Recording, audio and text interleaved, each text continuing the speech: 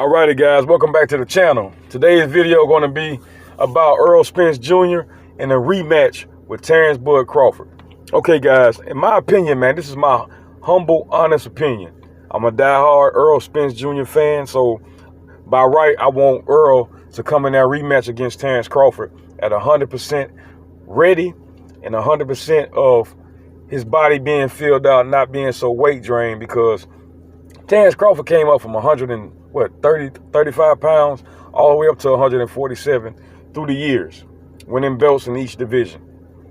So he's naturally going to be ready for the weight, and Errol Spence staying at the same weight class since he entered boxing in 2012. I understand he fought at 152 one time, but that was just to get his body acclimated to going down in weight. So it's safe to say that Errol Spence been fighting at 147 for his entire boxing career. Now, guys, when you in your mid-30s or pushing up to close to your mid-30s, your body gets accustomed to a particular weight and a particular size. And like Errol Spence always said, I'm a man in my 30s. What the hell I look like walking around here weighing 147 pounds, which I totally agree. Like I said, Bud Crawford has had a chance and time to acclimate his body to 147 pounds. Meaning that's why he looks so much bigger than Errol Spence doing the face-off and the weigh-in. And we all thought EJ would be much bigger than Terence Crawford. Unfortunately, that wasn't the case. Now, Errol Spence, in my opinion, of course, he's already moved up to junior middleweight now. He's no longer at 147. He's fighting at 154. And as the great Floyd Mayweather said, he believed Errol Spence should be fighting at 160 or 168. Me personally, I think 168 pounds is a little bit too big. Why? Because you got guys shrinking themselves down to fight at 168 who walks around at about 190, 195. Shit, some of them even 200 pounds. So I think that's a little too big for Errol to go up. I think 154, 160 tops. I mean, Errol's only 5'9", 5'9.5". And yes, he was a big welterweight, but he won't be a big middleweight, if you guys understand what I'm trying to say. So what I'm really getting at, guys, is before, in my opinion, that EJ takes that rematch at 154, I believe he needs a tune-up fight. Now, shout out to my boy Upper Echelon, because I heard his video in his live stream, and he believed that Errol Spence should fight either Brian Castano or Tim Tszyu. Now, in my opinion, I respectfully disagree with Upper Echelon. I believe that Errol Spence should fight a guy like Erickson Lubin. And the reason why I say that is because if you're going to prepare for Bud Crawford, let's think about some of Bud's attributes. He's very athletic. Bud is a great counterpuncher. Bud is a great outright boxer, and Bud can get in there and bang.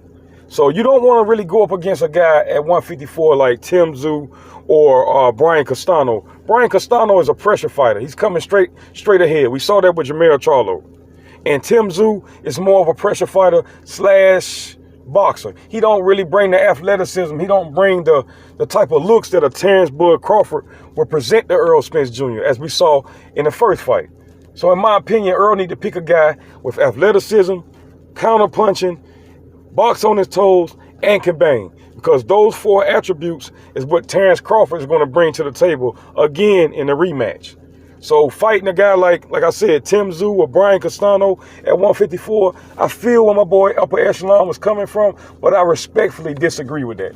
I believe he need to get a guy, like I said, that's an outright boxer that can do all the things that Terence Crawford can do. Well, appear to do the things that Terence Crawford can do, because like I said, it's only one Bud Crawford. It's only one Terence Crawford, and a lot of people cannot mimic the things that Terence Crawford can bring to the table.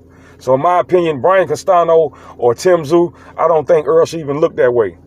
Look at the guys that can box in there. Matter of fact, I wouldn't be against you fighting Danny Garcia again at 154. Danny Garcia's at 154. I wouldn't mind seeing that rematch, although Danny Garcia is not going to bring the athleticism. He's not going to bring the great jab that Terence Crawford can bring. But he's more of a display for Terence Crawford than a Tim Tszyu or a Brian Castano, in my opinion. So I think Errol need to look at that. Please, EJ, please take a tune-up fight, bro, because you really need to prepare and study for Terence Crawford. Because if you don't, bro, if y'all coming there with that same game plan, think you was gonna walk towards Terence Crawford and break him, that's not going to beat Terence Crawford. Terence Crawford has been through a lot of things. Let me tell you something, man. When a guy gets shot in the back of his head for shooting dice and he drive his own self to the hospital, I don't think he's going to let anybody in the ring walk towards him and break him down. I don't see that happening, man. I just don't. I don't see that happening. So Errol Spence and Derek James, which is Errol Spence boxing coach, they need to come up with a great game plan. You need to get somebody in camp that's a counterpuncher. You need to get somebody in camp that's very athletic. You need to get somebody in training camp that's an outright boxer and is good on their toes and very intelligent in the ring. I don't know who those guys are going to be, but you need to find those guys, DJ, because Errol Spence has to be ready for this rematch.